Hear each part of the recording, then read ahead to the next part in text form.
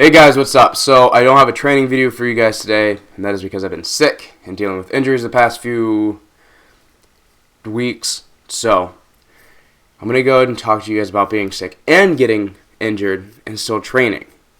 Now, if you're sick, if it's a cold, as long as it's past the contagious stage, then I highly recommend going, because that's when it's slowly coming out of your body. You can speed up that process by sweating it out, basically, and working hard. So again, I highly recommend that. I had a common cold, and I went to the gym and it was gone after a few days. Granted, I also drink a lot of tea with honey and cinnamon in it. So another thing, I recommend that.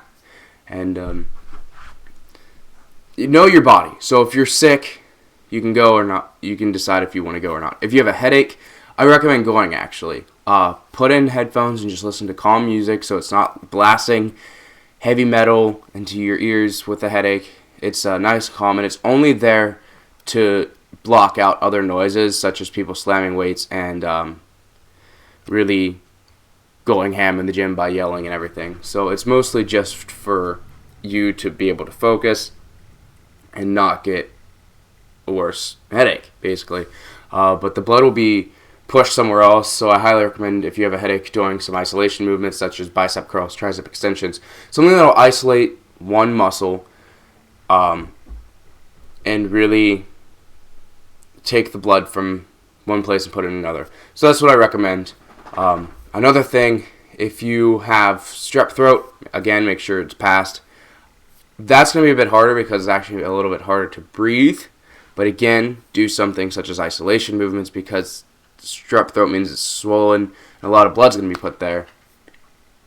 Try to do some isolation movements. Now, if you're injured, I know my body. I know what my body can take.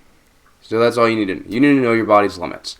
My lower back was injured. I think I said something in a past video, and it turns out that I was 100% right. I had some pinched nerves in my lower back, which doesn't allow me to conventional deadlift much anymore.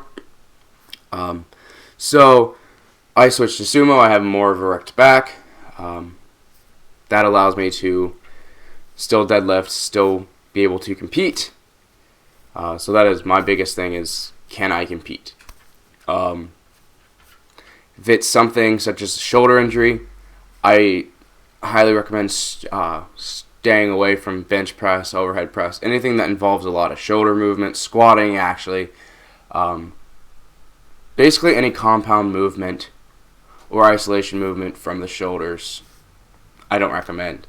You can still get in the gym and still do some work, such as with legs. You can do a leg press, you can do leg curls, leg extensions, or with your biceps, triceps.